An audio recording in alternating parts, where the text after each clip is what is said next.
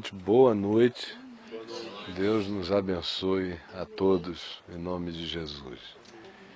E nós estamos tendo o privilégio de parar um pouquinho durante a semana para nos reunirmos, para ouvirmos o Evangelho juntos, para tentarmos pensar e meditar e crer e renovar a intensidade da alegria da fé e da esperança, porque nós somos todos meros peregrinos. Quem nunca mudou de casa, ainda assim continua peregrino, porque você não precisa sair do lugar para ser um ser em passagem. Nós somos seres em passagem.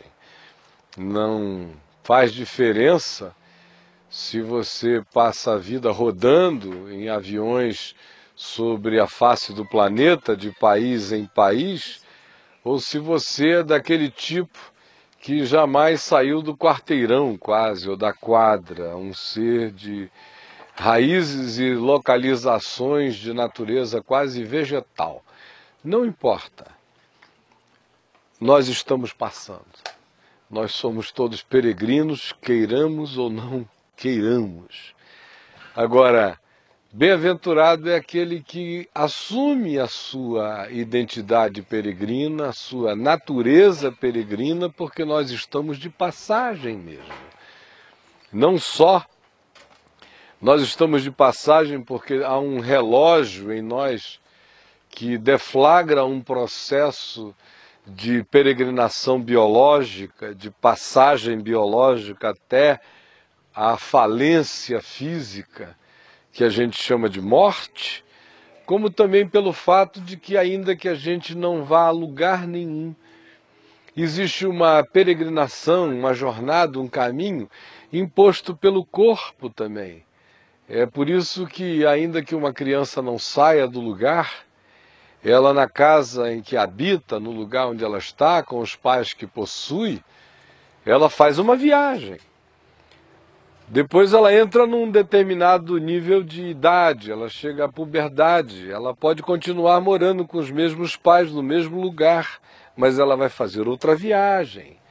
E assim vai acontecer na juventude, e assim vai acontecer em qualquer outro nível. Essa viagem tem a ver com as mudanças do corpo, com mutações hormonais, com maturações e percepções que se vai adquirindo. Além do que, essa viagem também tem a ver com a mutabilidade da vida à nossa volta. O pai da gente, quando a gente é criança, não necessariamente será o mesmo pai da gente quando a gente for adolescente, embora seja a mesma pessoa, mas às vezes você se assusta com as mudanças, ou com a mãe, ou com os filhos, ou com aqueles que você dizia, esses são imutáveis, estarão sempre aí do mesmo modo. E às vezes você se assusta porque não saiu do lugar, nenhuma mobília foi alterada, nada foi mexido, e de um dia para o outro você acordou e seu pai era outra pessoa. Ou sua mãe estava irreconhecível. Bateu uma paixão no coração de um e uma amargura no coração do outro, e o mundo acabou e está agora sem forma e vazio, precisando ser recriado, e você não saiu do lugar. Porque nós somos todos forçados a sermos peregrinos. Não há ninguém que fuja disso. Não há ninguém que assuma uma síndrome de Peter Pan, que seja vitoriosa, que diga, eu me permito não crescer jamais. Me permito cristalizar-me num determinado momento, num determinado estágio ou fase da vida, e aí permanecer para sempre. Esta pode ser até a determinação bastante consciente de alguém, mas ela será vencida. Ela será quebrada pela vida. Porque o playboy vai ser esmagado pela condição dolorida de tentar ser um play velho. ele vai ter que se apoderar de todas as consciências, porque a existência não perdoa. O tempo não permite a idiotice. As fragilidades do corpo esbofeteiam a cara de qualquer que seja o Gimli, usando apenas essa figura que tentou se eternizar como playboy. Vai ter que chegar a hora em que o cara vai admitir que faz xixi na calça quando nem percebe. Que vaza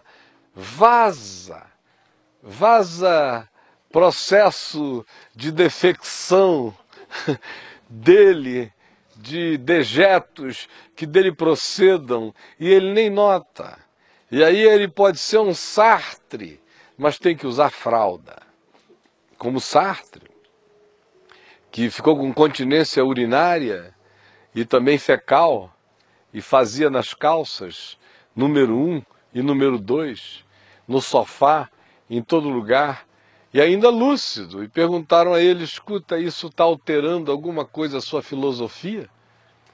E ele disse, mas é claro, quem é que fazendo xixi sem se controlar e cocô sem se segurar vai continuar tendo a mesma filosofia? Me faz pensar profundamente em muita coisa. Mas não precisa sair do lugar, a vida vai sair com você de todos os lugares, ainda que você fique plantado na mesma geografia. A gente é forçado a viver. E é nesse ato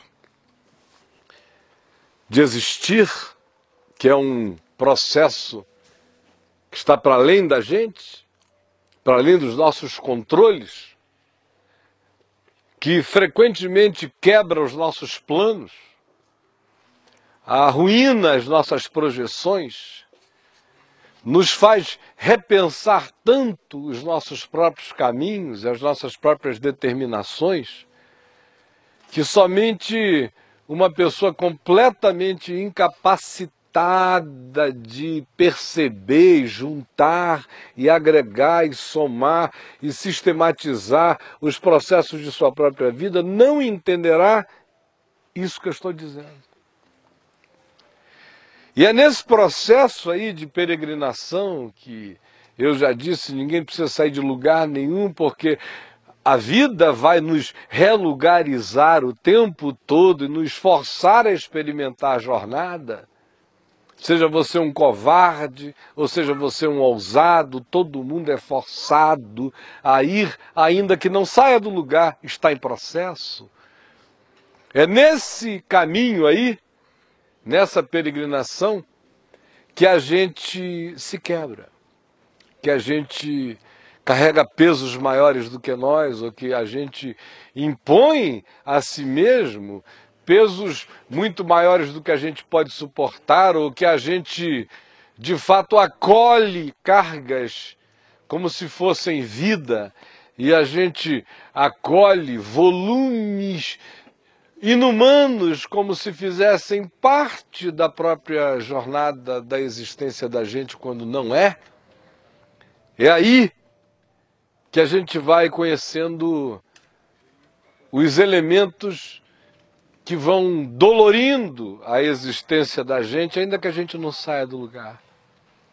Aliás, se não sair do lugar fisicamente falando, essa dor tende a se aprofundar e a se enraizar de maneira muito fixa no coração, porque aquele que simplesmente senta e choca esse sentir vai introjetá-lo com profundidade muito maior. O que eu estou querendo dizer a vocês é que todo mundo que está aqui está sendo forçado a caminhar, e não há ninguém que possa negar isto. Há pessoas que estão caminhando bem, há pessoas que estão caminhando mal, há pessoas que vivem em ciclotimias na jornada, ora razoavelmente, de vez em quando arruinados, pouca gente de fato conseguindo caminhar de maneira continuamente pacificada. Agora, a questão é a seguinte. Nós estamos na jornada, na peregrinação. Ninguém foge disso, ninguém foge dela. De outro lado, Jesus disse que estaria conosco todos os dias, na jornada, na existência, não em geografias, mas no dia do meu ser, no meu dia de hoje, que é diferente do seu dia de hoje, cada um tem seu dia. O dia do indivíduo é absolutamente dele, é irrepartível e quase indiscernível para o outro. Cada um tem que viver o seu dia diante de Deus. Então, sendo nós forçados a vivermos assim, e Jesus dizendo que, no entanto, ele estaria conosco todos os dias, até a consumação do século, todos os dias dos nossos dias, do nosso dia de hoje, a pergunta é a seguinte: por que então, para a maioria de nós, a jornada é tão pesada? É tão pesada. E parece que a cada dia fica mais pesada. Por quê? Ora, eu não estou falando da suspensão de dificuldades. Jesus não enganou a nenhum de nós. Assim como ninguém tem o direito aqui de ficar chocado com o fato de que vai morrer, porque todo mundo já nasceu sabendo. Também, ninguém aqui tem o direito de ficar escandalizado com tribulação e com dificuldades. Porque, para não nos tornarmos prolixos na proliferação de afirmações idênticas, basta-nos uma, de Jesus. No mundo tereis aflições. E isto é inescapável. Por isto, eu não estou falando da suspensão de dificuldades. Essas fazem parte da jornada. Eu estou falando de outra coisa, eu estou falando de por que a gente, sendo de Jesus, peregrinos, não tomamos posse de algumas que são promessas de presença, de benefício, que tornam não o caminho sem peso, mas tornam a jornada extremamente mais suave, porque nos troca o fardo pesado pelo fardo leve. É a promessa de Jesus para o caminho, para a jornada, para a peregrinação. Está aqui em Mateus, no capítulo 11, do verso 24 em diante, que diz: vinde a mim, todos vós os que estáis cansados e sobrecarregados, e eu vos aliviarei. Tomai sobre vós o meu jugo e aprendei de mim, porque eu sou manso e humilde de coração, e achareis descanso para as vossas almas, porque o meu jugo é suave e o meu fardo é leve. Quem está dizendo isso é Jesus. Agora, você é o peregrino, a existência é o caminho natural do homem. Nesse caminho natural do homem, Jesus nos convida para andarmos num caminho sobremodo excelente, que é o caminho da vida, que é Ele, que é o Evangelho, que é a consciência do Evangelho, que é prática do amor, que é o caminho sobremodo excelente, encarnado por Jesus. E a gente diz que aceitou isto. E a gente diz que é discípulo disto. E a gente diz e anuncia para todos os homens que esse é o benefício mesmo que todo mundo pode esperar seguindo Jesus. Só que nós mesmos, na maioria das vezes, estamos longe de experimentar isso como benefício real para nós. A gente diz que é discípulo dele que o segue, mas o nosso jugo é pesado. O nosso fardo é insuportável. O processo existencial que a maioria de nós vive é antitético, é contraditório em relação à promessa de Jesus. E eu repito, ele nunca prometeu que não teríamos aflição. Ele disse que nós teríamos bom ânimo e venceríamos o mundo, e disse, deixo-vos a paz, a minha paz vos dou, não vou lá dou como a dá o mundo, mas no mundo tereis aflições, mas tereis paz. Vocês vão ser afligidos tendo paz. Vocês vão ser acossados e atribulados sem perder a paz no íntimo. Vocês vão ser oprimidos, mas o jugo interior de vocês vai ser sempre suave. Vocês vão ser cerceados e vão ter que renunciar muitas vezes por amor, pela paz, pela consciência. Mas o fardo interior será leve. Porque vocês vão estar fazendo tudo isso por amor. E os meus mandamentos, que são amor, não são penosos. Amar não é pesado. Pesado é não amar. Pesado é fugir do amor. Pesado é odiar. Pesado é tentar ser indiferente o tempo todo. Pesado é viver armado, é carregar uma armadura enorme, é se blindar, é se vestir de ferro.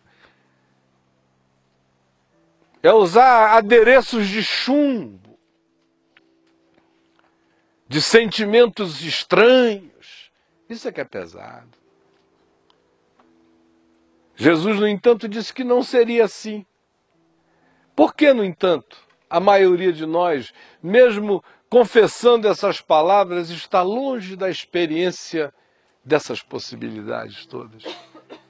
De no caminho, na peregrinação, não irmos como camelos levando cargas impensáveis num deserto causticante, sem oásis, sem mitigação de sede, sem coisa nenhuma. Por quê?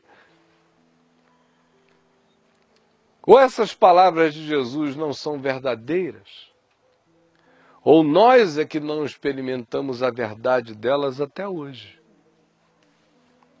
Verdadeiras elas são. Isso eu lhes posso assegurar. Portanto, a alternativa que sobra é de que nós, pelas nossas equivocadas razões, pelos nossos medos, pelas nossas covardias existenciais, pela nossa incredulidade, pela nossa resistência, pelos nossos surtos de autoajuda, pela nossa perspectiva orgulhosa de provermos nós mesmos com o nosso braço, o nosso próprio livramento e salvação. Em razão também dos equívocos, das nossas justiças próprias, do cara que quer se apresentar diante de Deus tão perfeito, como encarnação da lei, da retidão, da justiça, da verdade pessoal, dizendo, Deus, eu sou santo, tu vês, e se apresentando como um showcase para Deus.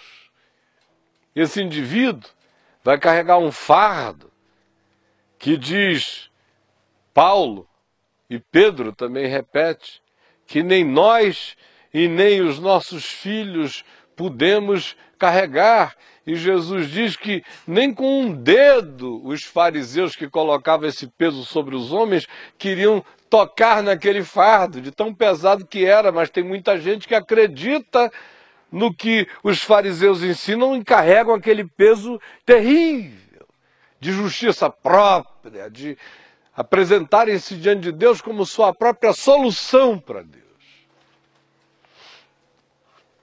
Isso pesa, e depois de um tempo se torna insuportável, e o cara fica neurótico, paranoico, com as emoções arrebentadas, suando frio, com medo danado de estar pecando contra o Espírito Santo, de ter rido de alguma piada que tinha o nome de Jesus, de alguma coisa assim, de fato gostar da vida de Brian, ou de qualquer comédia, ou de adorar o Todo-Poderoso, seja lá o que for, dizer que eu estou com culpa, ou de ter visto um filme na sessão de meia-noite que rolava um negócio quente, aí o cara sai de lá dizendo antes de sair, Jesus não volta até daqui a pouquinho, senão eu fico, aquela coisa toda doente de crente. Isso é um fardo insuportável, que bota o cara em clínicas psiquiátricas, que surta o sujeito, que o panica todo, que o deprime, que o assola, que o deixa absolutamente neurastênico, que o faz caminhar suando nos pés e nas mãos, com turbilhões mentais, com a cabeça num brainstorming que não é nem um storming, é um brain hurricane, é um furacão mental, aquela coisa louca no indivíduo e que torna a vida impossível. E pesos e pesos. Ou então fugas e evasividades que apenas aumentam as dores impostas pela realidade, porque quanto mais o indivíduo se refugia na fantasia, mais cruel é com ele a realidade. E aí se torna pesado o fardo de levar. Por quê? Se essas palavras são verdade e a gente não as experimenta, sendo então a razão o fato de que não se tornaram verdade, porque a verdade de Jesus é verdade absoluta, mas só nos fará bem se for crida e chamada por nós como prática de fé para a nossa vida, para o nosso modo de pensar, de interpretar, para o nosso cotidiano, para o nosso modo de agir, de tocar os outros, de o abençoar, de desejar o bem, de buscar a manifestação daquilo que signifique o amor de Deus encarnado, como trato, como gesto, como acolhimento, como perdão, como manifestação do que é próprio, como evangelho, como boa notícia, nessa existência toda iníqua, perversa, desestruturada, egoísta, vaidosa, orgulhosa, competitivamente maligna. A introdução desse outro elemento que é a anticoisa em relação ao mundo, o Evangelho, é o que pode trazer para dentro de nós, sendo crido por nós, essa realidade que torna para nós o que Jesus disse verdade. Do contrário, é verdade só aqui. A gente até morre dizendo, eu sei que o que Jesus disse é verdade. Mas na prática da vida a gente nunca provou o benefício disso.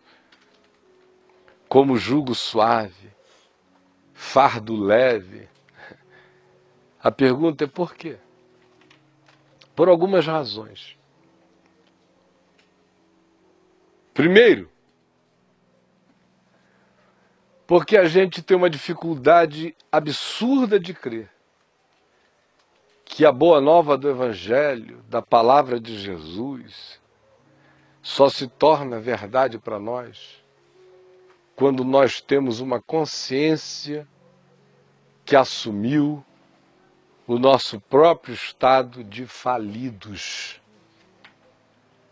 Sem que a gente assuma o nosso estado de seres falidos, o Evangelho jamais nos fará bem nenhum. Aí você diz, mas eu preciso falir para o Evangelho me fazer bem? Eu digo, não, você já é, meu querido. Você que é um idiota, absolutamente cego, um deslumbrado, um verme com síndrome de gigante bíblico. Se você, esse tapuru, com sensação de que é a orca, a baleia assassina. Você que é esse grãozinho de areia que pensa que é a ilha de Manhattan. Mas falido você é, eu sou. A gente só demora a admitir, quanto mais demora, menos a gente recebe o benefício do Evangelho. O cara não tem que perder o emprego para falir, para se saber falido. Não tem que destruir o casamento para se saber falido. Não tem que ter uma desgraça familiar e uma disfuncionalidade familiar total para se saber falido. Não tem que ficar sem ter o que comer para se saber falido. Não tem que não dar certo em nada do que as pessoas dizem que dar certo significa dar certo para se saber falido.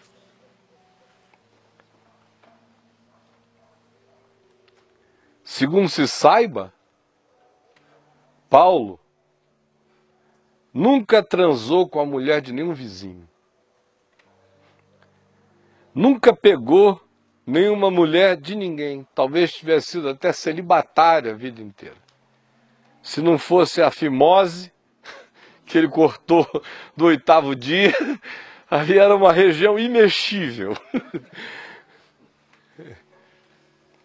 Então, ele não podia ser acusado de qualquer ilicitude legal nessa área, segundo a lei, ou segundo a moral dos homens. Também, segundo se saiba, ele nunca roubou. Também, segundo se saiba, ele nunca deu falso testemunho. Tudo quanto ele dizia, acusando os discípulos de Jesus em Jerusalém e levando-os ao encarceramento, era verdade. Ele dizia: eu acuso esse indivíduo de negar o Deus de Israel e dizer que Jesus de Nazaré é Deus encarnado. Era verdade. Heresia era o que os intérpretes faziam com aquilo, e que Paulo também fazia, mas o que ele estava dizendo era fato. Ele não estava inventando nada. Eles dizem que Jesus ressuscitou. Vocês acreditam em ressurreição? Não. Então, o que a gente faz com eles? Pedrada, pedra. Mas não estava dizendo nada, que os caras estavam criando uma fábrica de ídolos de Jesus, chamado Comunidade O Caminho de Damasco Universal do Reino de Deus. Não, não era isso. O que ele estava dizendo, ele só não concordava, e os outros todos não concordavam, tanto que queriam matar as pessoas que criam daquele modo, mas era fato. Não estava dizendo falso testemunho. Não tomava o nome de Deus conscientemente em vão, tomava todos os cuidados nesse sentido. Ou seja, ele era um indivíduo que, do ponto de vista da lei, ele era irrepreensível. Mas ele conheceu a falência dele, de acordo com Romanos, no capítulo 7, quando ele disse: conquanto a lei dissesse não adulterarás, eu não adulterasse, não farás Deus, eu não fizesse, não isto e não aquilo, honra teu pai e tua mãe, e eu os honrasse, eu descobri a minha falência quando ela dizia não cobiçarás, e eu cobiçava. De todos os modos. Cobiça conhecimento, cobiça poder, cobiça tirar alguém do lugar. Ele cobiçava tirar cristãos do lugar, cobiçava servir a Deus de modo aparentemente perceptível. Cobiçava e cobiçava até quem ele não possuía, e jamais tocaria, e jamais se insinuaria, mas o coração cobiçava.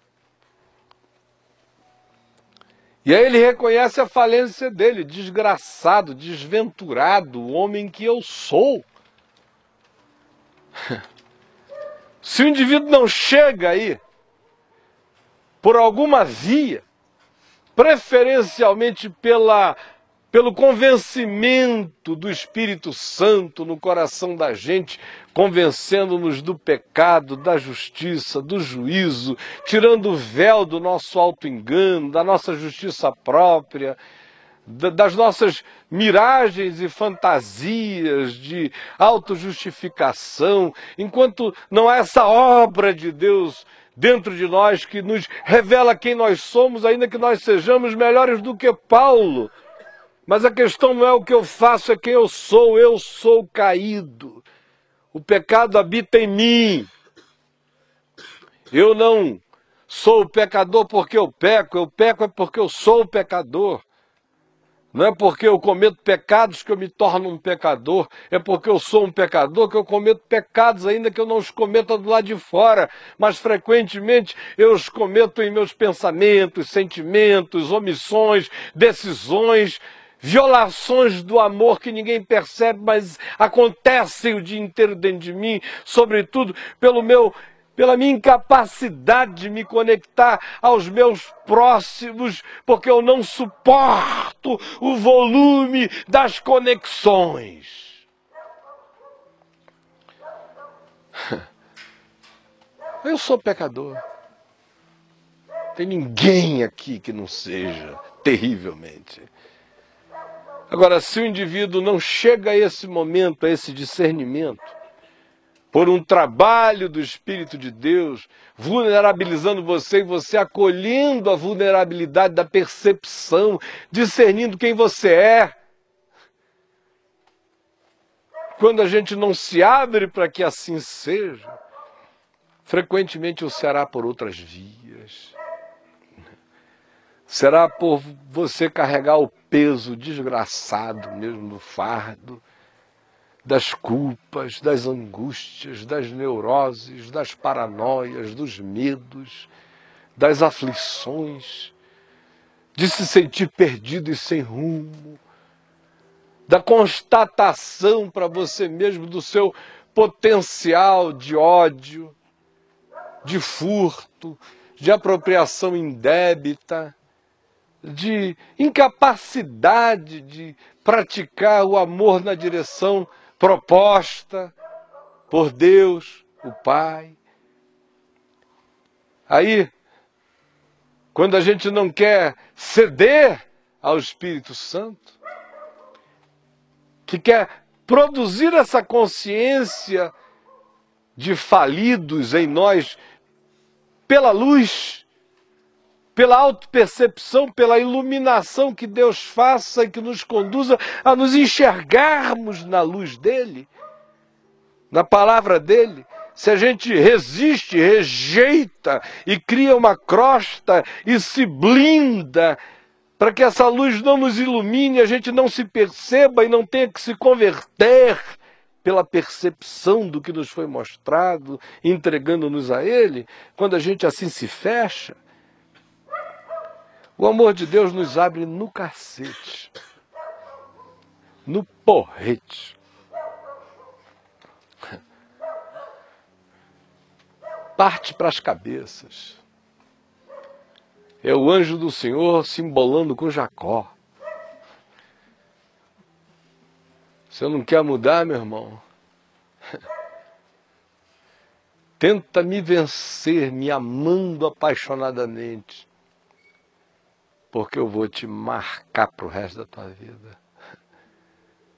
E é um cara falido que atravessa o val de Jaboque, marcado por Deus, aliviado das culpas, dos ódios e dos medos de Esaú, aliviado dos enganos, das tramóias, das maracutaias, dos enganos, das voltinhas, dos rolos,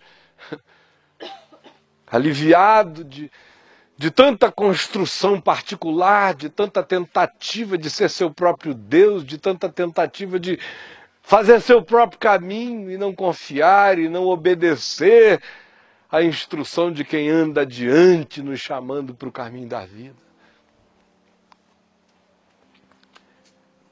Ou é por obra de acolhimento do convencimento do Espírito Santo nos revelando, ou então vai ser trabalho do Espírito Santo com a pedagogia dos cacetes da existência. E assim como o dia de hoje é particular, o cacete de hoje também é particular. É conforme cada pessoa. Chega e não adianta dizer, por que com ele é assim, comigo foi assim? Porque você não é ele, meu irmão. E será com você como com você precisa ser.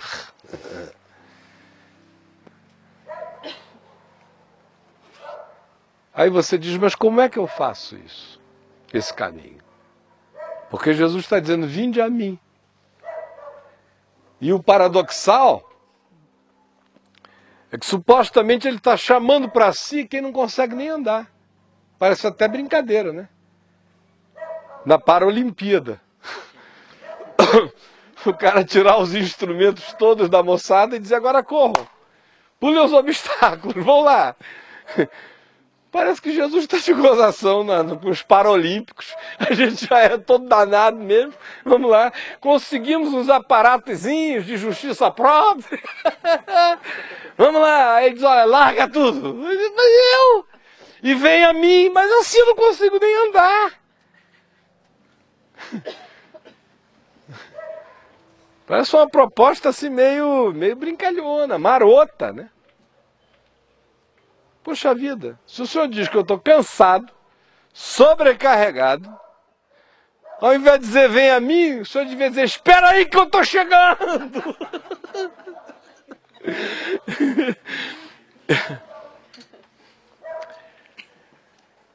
É que esse vem a mim não tem nada a ver com uma viagem que você faz daí para cá. Tem a ver com a viagem que você faz daqui para cá. O volume dessas aflições todas é o homem entregue ao seu próprio estado mental, à sua disposição, à sua própria vontade, aos seus próprios caprichos, é que vai gerando a montanha do que nos esmaga.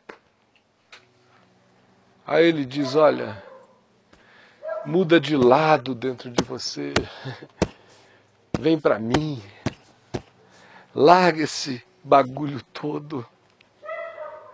Só descansa aqui. Só diz, olha, eu sou falido, eu não consigo. E aí descanse em mim. Vem para mim. Paradoxo também disso é que eu chego na hora que eu digo eu não posso. Na hora que eu digo eu não aguento, eu já estou lá. Na hora que eu digo para mim não dá, ele diz assim, tá aqui, chegou. Ele diz, vinde a mim, aí eu digo, mas como, Senhor, eu quero de todo o meu coração, aí eu já percebo que eu estou lá. Se a disposição for essa, de trocar o fardo, o que não dá é para dizer, Jesus, eu sou teu, mas obrigado, me fortalece para eu carregar essa desgraça. Me fortalece, Senhor, porque eu quero a tua ajuda, mas o fardo é meu. Aquela coisa bem de crente, que crente foi ensinado a isso, né? O fardo é meu, todinho. Deixa que eu cuido, Jesus. Bota a cereja, o morango no bolo. Acende a velinha para o aniversário. São todas imagens que a gente acabou de cantar parabéns para o meu genro, para o Tiago ali dentro. Eu fiquei com essas imagens da cerejinha, porque eu fui um que pediu o morango. Mas parece que você chega para Deus e diz, Senhor, deixa que eu faço tudo, o Senhor só põe aqui a velhinha. Me abençoa porque eu dou conta. Eu me tornei crente, aleluia, glória a mim. Daqui para frente o Senhor se me dá aquelas ungidas, de vez em quando, que o resto deixa que eu seguro. O Senhor tem tanto desapontamento assim entre o seu povo que não tinha chegado eu. Mas eu cheguei. Suas esperanças de satisfação, ó Deus, estão começando. E eu sou a garantia da consumação delas. Aleluia! Vou até começar um ministério.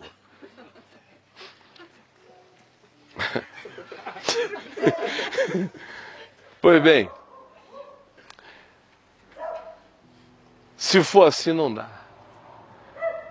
Ele disse, vinde a mim todos vós os que estáis cansados e sobrecarregados e eu vos aliviarei. O que ele está dizendo é, eu vou tirar esse bagulho daqui. Esse negócio a gente joga fora, tudo. A gente desiste de si mesmo.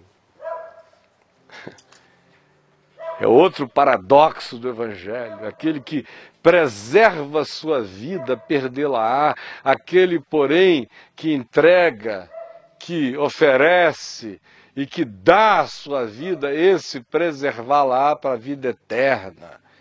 Em verdade, eu vos digo que se o grão de trigo caindo na terra não morrer, fica ele só, mas se morrer, produz muito fruto. E Paulo diz, insensatos, não entendeis que o que semeais não vingará, não dará o seu fruto, não se abrirá, não mostrará sua nova natureza se antes não morrer? Aí ele vem e diz, olha, já que você assumiu que está falido, quando eu digo eu sou um falido, eu já mudei para o lado onde ele está. E aí ele, se eu creio, ele me alivia na hora. Se eu creio que ele já levou todo o peso, toda a culpa, toda a carga, toda a desgraça, que o mundo já acabou em Cristo na cruz, e que começou um mundo novo, interior, espiritual, de esperança, de fé, para mim, na ressurreição, e que eu posso ter essa nova vida borbulhando dentro de mim pela fé, se eu creio nisto, o alívio é instantâneo. Ainda que o cérebro continue com alguns condicionamentos, com alguns caminhos neurais, ainda que a gente tenha traumas emocionais para irem sendo sarados no processo, como qualquer ferida da vida, ainda que qualquer outra coisa da contingência do existir esteja presente, no entanto, se estabelece instantaneamente este alívio. Alívio. Dói, mas só dói porque eu já estou esticado. Só dói porque eu estava tão acostumado, vergado lá, que agora dói quando eu estou em pé, mas já é a dor da cura. Eu vos aliviarei. Aí ele diz, tomai sobre vós o meu jugo. Tira e põe. Qual é o jugo dele? São os mandamentos dele, João diz, não são penosos. E os mandamentos dele, ele diz, são um só. Amai-vos uns aos outros assim como eu vos amei. Aquilo que quereis que os homens vos façam, fazei vós também a eles. E a menos que você diga que amar para você é uma tortura, se o mandamento dele é amor, e se você é sadio, amor não é um chamado para o inferno. E a gente não está falando de sair se apaixonando por pessoas, ninguém está falando de paixão da carne, que é frequentemente confundida com amor, a gente está falando é de amor mesmo. É de assumir esse olhar, é de receber esse amor que tira fardos da gente e querer olhar para a vida agora com esse mesmo olhar que tira fardos dos outros, que não põe fardos, que não complica, que não complexifica, que não gera vestibulares de admissão, que não faz nada disso, que simplesmente é, e acolhe, e misericordializa a vida toda para si e para os outros. Esse é o fardo que ele quer botar na gente. É ruim? É pesado isso? Só o diabo detesta isso. Esse fardo de amor, de graça, de perdão. Mas ele diz que não dá para carregar os dois. Ou você joga um fora para tomar o dele, ou não tem alívio, nem tem jornada leve.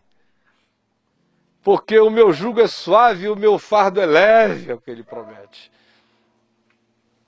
Porque eu sou manso e humilde de coração. Achareis descanso para as vossas almas. Olha aqui para mim. Nesse mesmo texto aqui, na sequência de Mateus, no capítulo 11, você segue e vê uma quantidade de episódios do Evangelho, todos relacionados ao que se acabou de dizer aqui. Todos relacionados a essa manifestação de Jesus como convite para que o indivíduo falido assuma que está e, em assumindo que esteja, receba na mesma hora o alívio e, em recebendo o alívio, se dispõe a carregar o novo jugo, o novo fardo, porque o fardo será de Jesus e ele terá abandonado o primeiro e assumido este que não pesa, que é leve, porque é feito de amor, graça, bondade, misericórdia, ou seja, ele tem que levar sobre si o que ele recebeu para si, e ele recebeu de si graça, bondade, misericórdia, alívio, ele carrega o que ele recebeu. O fardo dele é leve por isto, e ele vai caminhando e transferindo a leveza desse fardo como graça para os outros. No entanto, ele só experimenta isto também, não só se assumir falido, não só se largar a carga, desistir disto de vez e crer e pela fé assumir e praticar a simplicidade do mandamento todo dia, crendo que está pago, consumado, que já não há mais nenhuma condenação para quem está em Cristo Jesus, que nada pode nos separar do amor de Deus, estando com o coração livre de pesos passados, pacificado pela certeza de que em Cristo está tudo feito, consumado, realizado para mim, e assim ganhando a disposição interior de caminhar, transferindo a graça recebida para outros, nas relações, nos tratos, com a esposa, com o marido, com os filhos, em casa, nas relações diversas, com os estranhos, com quem passa, e experimentando imediatamente a distensão das competições, dos olhares duvidosos, das angústias, das interpretações sempre paranoicamente pesadas e perversas, e provando a graça e a leveza. O que vem a seguir, e que estabelece, que finca isso em nós, tem a ver com essa disposição de andar com ele no espírito do discernimento que a gente tem acerca de quem ele é. Ou seja, nesse caminho da peregrinação, quando a gente chega todo pesado, como todos nós chegamos, a continuidade será leve se eu assumir que ele é o meu mestre absoluto na vida. Ele diz: e aprendei de mim. Aprendei de mim. Olhem para mim e vejam como eu faço. Aprendei de mim ouçam o que eu estou dizendo e pratiquem. Aprendei de mim se tiverem dúvidas sobre como praticar, leiam a palavra, leiam o meu caminho, vejam o meu modo de ser com todos.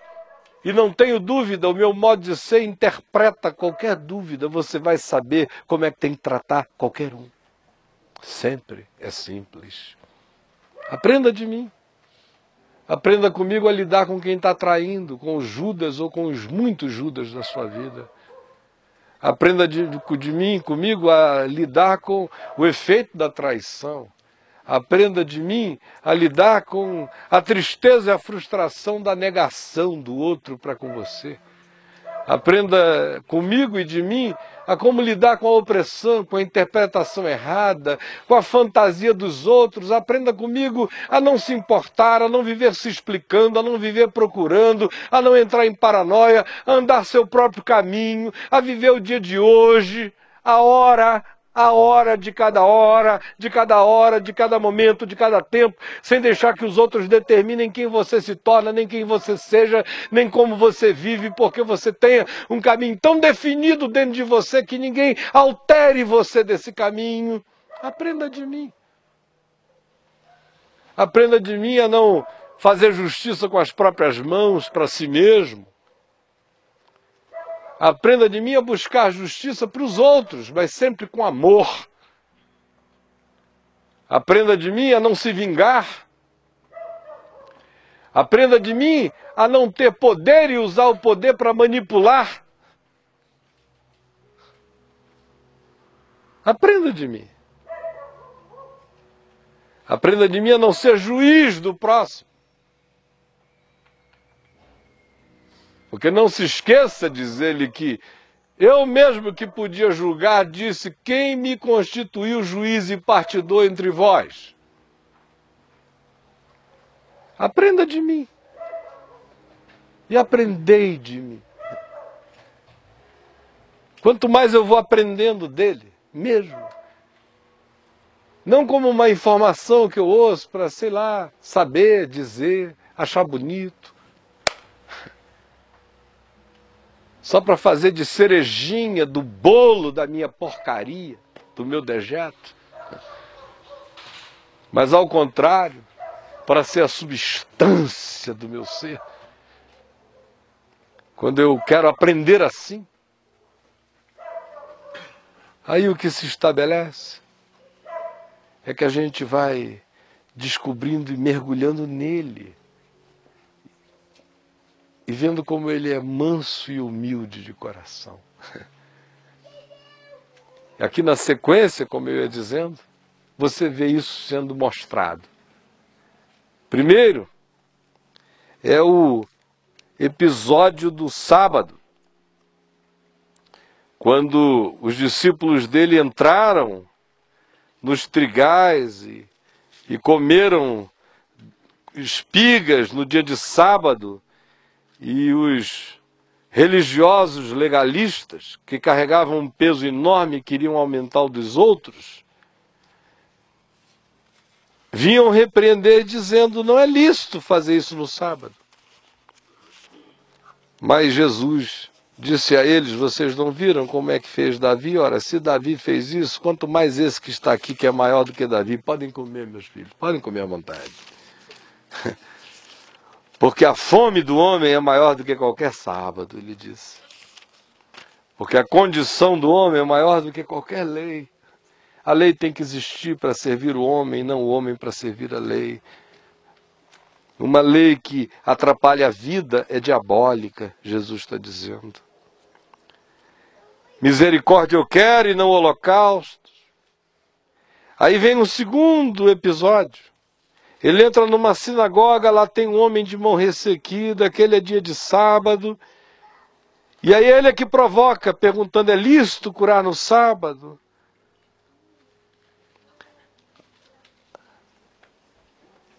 E eles então, com o intuito de acusá-lo, perguntaram a Jesus, é lícito curar no sábado? Ao que lhes respondeu, qual dentre vós será o homem que, tendo uma ovelha, e num sábado esta cair numa cova, não fará todo esforço tirando-a dali? Ora, quanto mais vale um homem que uma ovelha? Logo é lícito fazer bem aos sábados. E disse para o homem, estende a tua mão, e o homem ficou bom.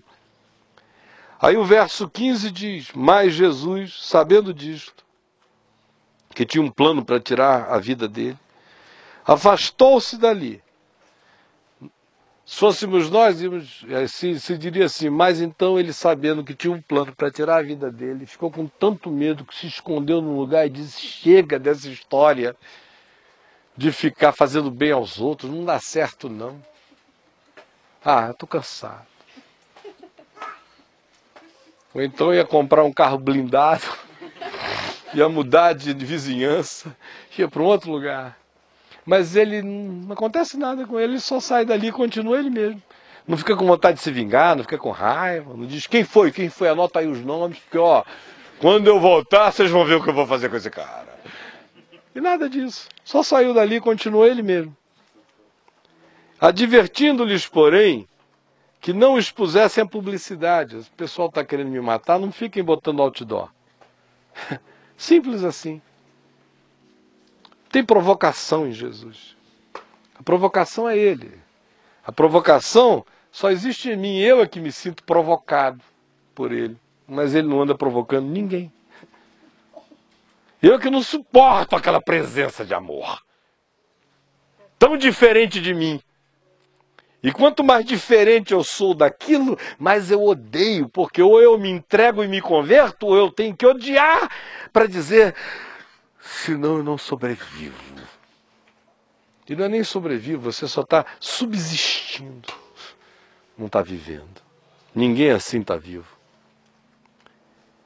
E ele pede que não fosse exposto à publicidade para se cumprir o que foi dito por intermédio do profeta Isaías. E aí se cita o profeta Isaías cumprindo o que ele mesmo prometera que faria para aqueles que a ele viessem. Vinde a mim, todos os que estáis cansados e sobrecarregados. Quem está com fome, coma. Quem está com a mão ressequida, venha. A oposição, o peso, o jugo, o fardo dos homens, a gente tira. Se você crê, levante a mão, ela vai ficar restaurada. Ou então bote o pão para dentro, sem medo de ser feliz, porque a única coisa que vai acontecer é que você vai ficar satisfeito. Vinde a mim todos os que estáis cansados e sobrecarregados, e eu vos aliviarei. Tomai sobre vós o meu jugo e aprendei de mim, porque eu sou manso e humilde de coração, e achareis descanso para as vossas almas, porque o meu jugo é suave e o meu fardo é leve. Então, para se cumprir o que fora dito por intermédio do profeta Isaías, se diz, eis aqui o meu servo, Jesus, que escolhi, o meu amado, diz o Pai, em quem a minha alma se compraz. Farei repousar sobre ele o meu espírito, e ele anunciará juízo aos gentios. Juízo não é desgraça, juízo é entendimento. O sentido aqui é ensinará luz. Entendimento, iluminará, mostrará o caminho aos pagãos, aos distantes, aos alienados, aos que não o buscavam.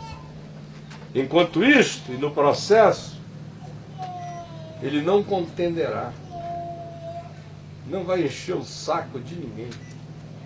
Paulo não pode dizer, Jesus encheu o meu saco. Jesus ficou na dele.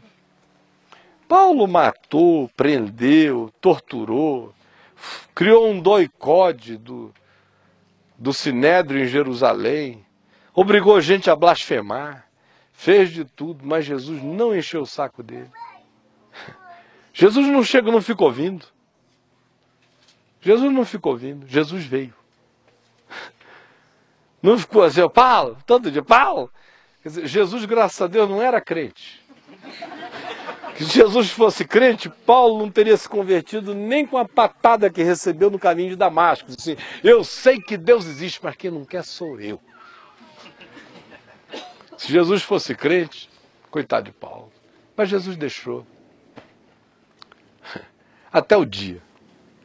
Aí chega aquele dia em que ele chega. Chega. Mas não fica contendendo.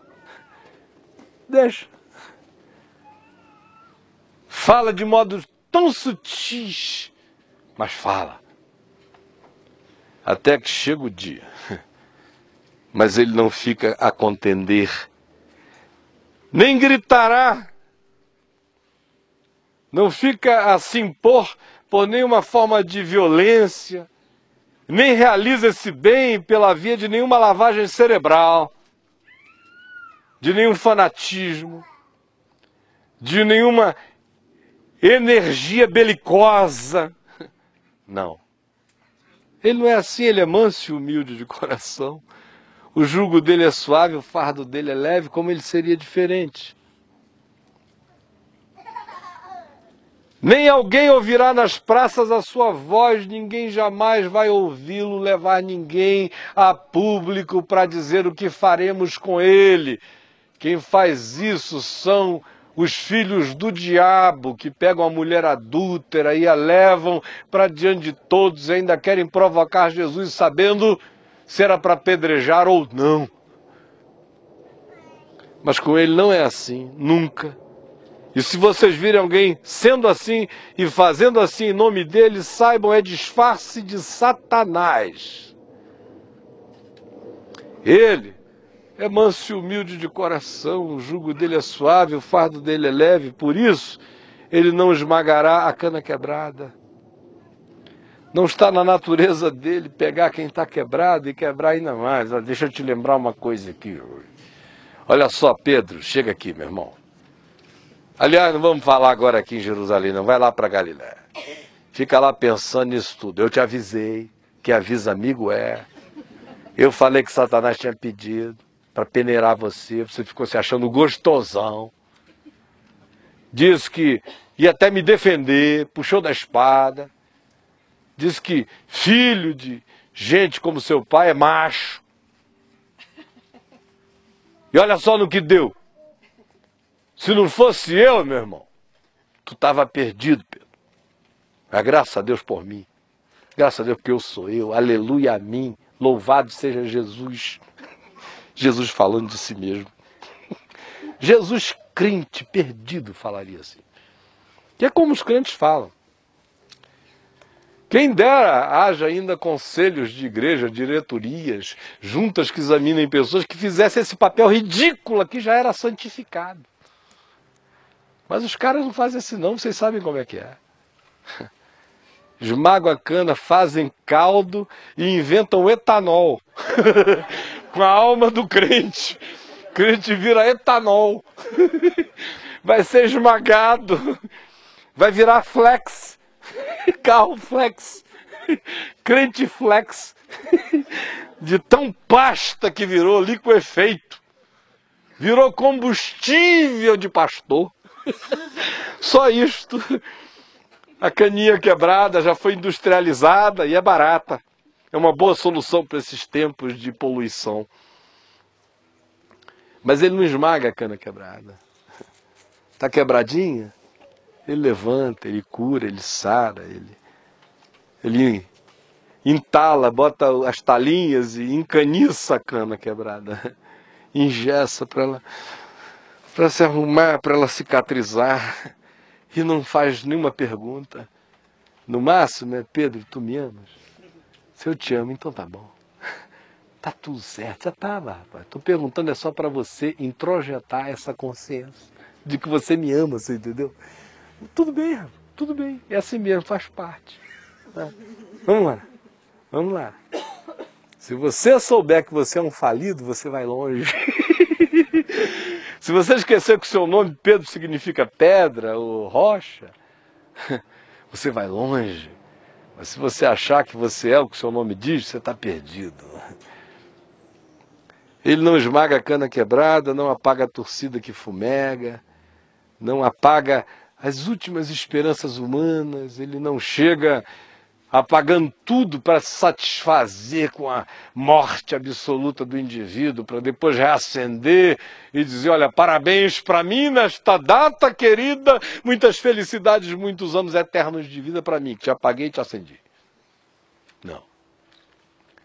Ele pega o que sobrou, a fagulhinho, aquele cuidado de survival man, soprar,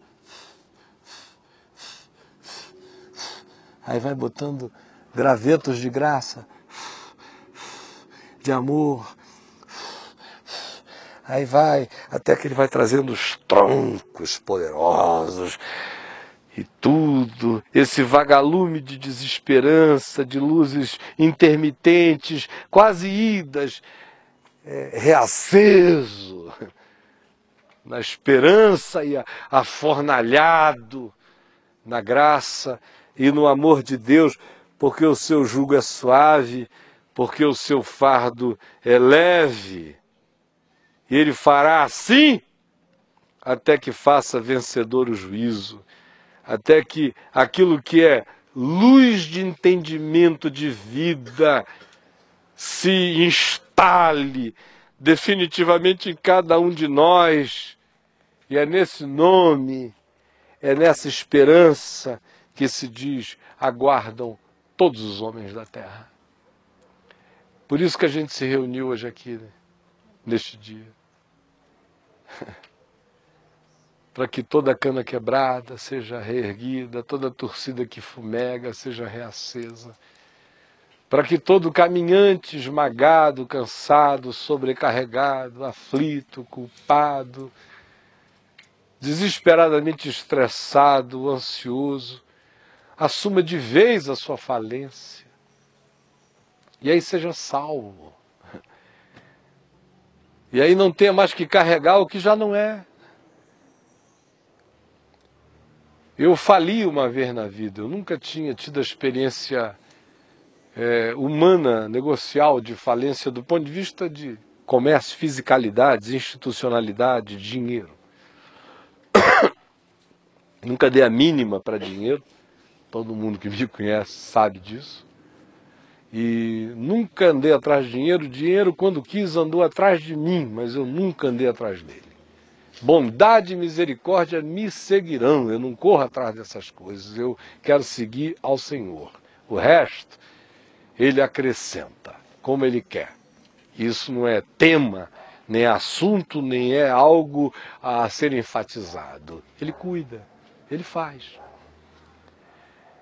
Mas chegou uma época na vida, já final da década de 80, início da década de 90, que as coisas que eu fazia, que eram todas para o anúncio, para a expansão do Evangelho e para o testemunho do Evangelho, mas que agora já eram feitas com centenas de pessoas com carteira assinada, com quase 1000 voluntários em tempo integral, com uma diversidade enorme de serviços chamados ministeriais, atendendo a milhões de pessoas. O volume daquilo se torna depois imenso. Conquanto não tem nada a ver com a sua vida pessoal, você volta para morar na mesma casa, com tudo na mesma modéstia, na mesma simplicidade, mas aquilo que você origina, que nasce dos seus dons, pode tomar um tamanho imenso. E sábio é aquele que não misturar uma coisa com outra, sabendo que no máximo tem caminho daqui para lá, mas não tem que ter caminho de lá para mim, no sentido de que eu me sinta dono de qualquer coisa lá, porque não é assim. É de Deus, e é de graça, e na graça será preservado como realidade de Deus. No entanto, durante a década de 90, aquilo tomou tamanhos e proporções cada vez maiores. No final do mês, se a Vindi, tudo que estava debaixo dela, não tivesse $1 milhão todo mês, não dava para pagar as contas. Eram todas contas de serviço, de pregação, disso tudo que quem viveu a época atentamente viu e percebeu como era. Até que veio 98 e no início de 99 eu iniciei o ano com tudo quebrado, assim, da noite para o dia. E era uma experiência que eu nunca tinha tido. Aí você vai vendo, aí acaba o último talão de cheque. Aí não tem mais talão. Aí acaba o último cartão de crédito. Aí não tem mais cartão. Aí você não tem mais crédito. Nenhum. Aí o seu CPF não presta para mais nada. A sua identidade só identifica um cidadão falido. E eu procurei um amigo advogado e ele falou assim, olha, uma coisa que você podia fazer era pedir falência cidadã. Eu falei, eu quero. Por que você não vê isso para mim? E ele viu seriamente, mas eu não podia. Eu digo, quero declarar minha falência cidadã. Ele disse, só tem um problema, depois para recuperar as coisas fica muito difícil, mas não quero nunca mais recuperar nada. Ele disse, mas como, cara? Eu digo, olha, eu não estou mais nem aí. Tudo que Deus for fazer na minha vida daqui para frente vai ser mais hippie do que qualquer hippie sonhou que podia ser. Que era sem lenço e sem documento, e será. Vai ser aquela coisa assim que ninguém vai querer. Só vai querer quem tiver entendido. Quem não tiver entendido não vai querer. E a experiência de falir, que é desesperadora para um ser humano responsável, que faz uma quantidade enorme de homens meterem bala na cabeça, ou se evadirem da vida para sempre. Tem gente que deixa a família e não volta nunca mais só para não ser visto, já que não tem coragem de se matar. que é uma experiência que eu peço a Deus que não visite a ninguém que por ela já não tenha sido visitado. Porque quem já foi, já foi. Mas se alguém não foi, que não seja. A menos que venha a ser muito bom para a pessoa, como foi bom para mim. Porque para mim aquela experiência veio carregada de coisas muito mais profundas do que da experiência em si, porque a experiência em si, sinceramente, é banal. É banal, provavelmente, para uma pessoa com o meu espírito, com a minha atitude, com a minha visão junto à vida, mas seja devastadora para muita gente. Para mim, o maior significado dela não foi na coisa em si, foi naquilo que ela trouxe de experiência caricata, de falência, que é você, até um mês atrás, poder pegar o telefone vermelho que tinham instalado dentro da minha sala, que eu podia falar com o governador, com todos os governadores, secretários, não sei o que, ele apertava, ele tinha aquela lista de coisas, do Batman, da Batcaverna, pá. Ah, era uma facilidade, meu Deus. O governador do estado mandou botar lá. Aí eu quase não usava, mas toda vez que precisava eu falava logo com quem eu queria. Pô, atendia lá o secretário fulano de tal, como vai, meu irmão? Tal. Aí você começa a ver que tudo que você podia já não pode mais. Tudo que você podia ajudar a outros, por exemplo, carências, necessidades, os canais estão entupidos. Aí você vai vendo que aqueles tentáculos que você tinha criado de poder ficaram todos reduzidos a bracinho de cobra, atrofiado e inexistente. Você só desliza pelos buracos da terra. Você olha tudo de baixo. Assim. E comigo ainda teve algo mais radical. Porque o cacete foi tão poderoso que em 3 meses eu tinha perdido 40 quilos. Nenhuma plástica me faria tão irreconhecível. Aí eu chego no Brasil, fiquei lá nos Estados Unidos um tempo sem vir, e eu não podia botar o pé em lugar nenhum dessa terra que era todo mundo para lá, para cá, não mostrava identidade em lugar nenhum. Policial nenhum me pedia carteira de nada. Passa, reverendo, vai. Federal e aeroporto, vai, vem, não. Entra aqui, reverendo, segura ali, já era assunto assim. Aí chego eu, 40 quilos mais magro, na mesma fila, eu reconhecia o cara, e ele olha para mim, pois não, sim senhor. Aí você diz, oi fulano, desculpa, sua identidade? Aí quando ele olha, é o senhor. Aí eu digo, poxa, mudou mesmo isso aí. E o senhor está irreconhecível. E eu ainda com a cabeça raspada. Ia passando, só encontrava gente que ficava te olhando, mas você sabia que eles não sabiam quem você era. Depois de um mês assim, você estava sentindo um fantasma. Todo mundo olhava, parecia que era, mas não era não. E você sabia até, muitas vezes, identificar pela familiaridade as pessoas, mas você tinha virado um vulto. O reverendo Caio não podia namorar, jamais. E nem tinha com quem. Mas agora, não tinha mais o reverendo, esse cara tinha morrido. E eu encontrei a minha mulher e eu podia namorar. Eu podia me dar o luxo de deixar o prefeito de Niterói esperando 8 minutos nas minhas costas, eu dando um beijo nela no primeiro dia, quando a gente começou, e eu não vi que o prefeito estava atrás, e tasquei-lhe um beijo de uns 8 minutos, segundo o prefeito. E aí, quando eu terminei, aquela separação de uma cópula bucal, quando eu terminei, ele bateu no meu ombro e disse assim, mas reverendo, 8 minutos, meu Deus! Eu falei, meu irmão, agora eu tenho esses privilégios, eu estou livre para beijar, porque o jugo é suave, o fardo é leve. Eu estou livre para ir e para vir, eu estou livre para vir pregar de bermuda, eu estou livre para dizer para vocês, eu estou cansado, eu não posso, eu estou livre para dizer, eu não apareço, eu estou livre para dizer, me procure, eu estou aqui, eu estou livre.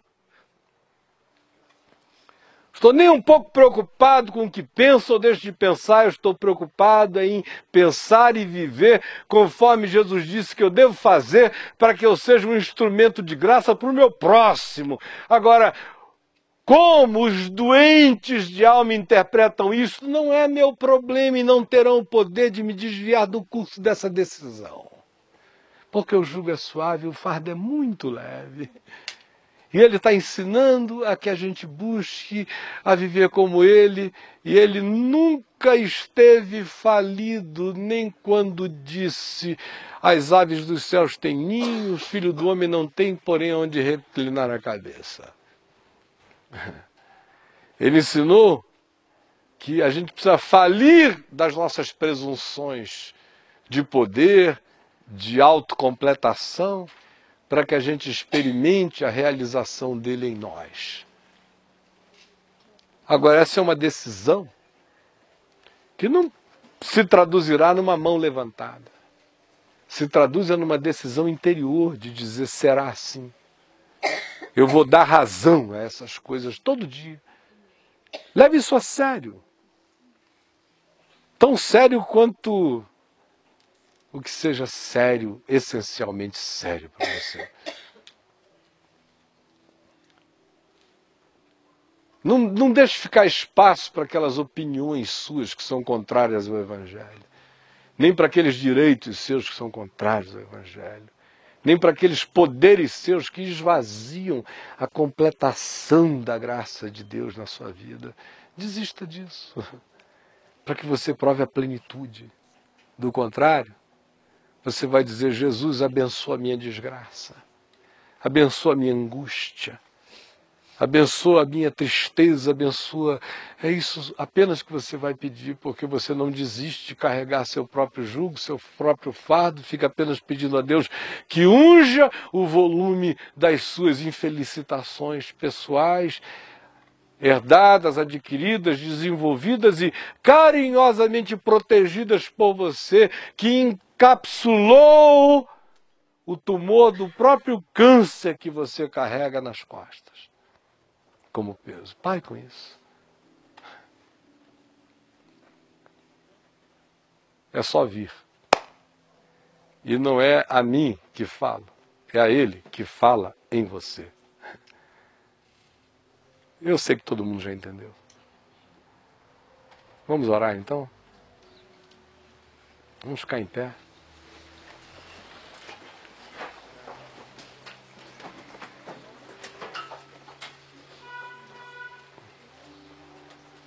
Senhor Jesus, que a Tua palavra tenha sido entendida não apenas com o cérebro, com a mente, mas que ela tenha sido entendida no Espírito. Porque a Tua palavra é Espírito e é vida, e se ela não entrar em nosso espírito, ela será só uma informação que apenas nos angustia, porque nos avisa e não realiza.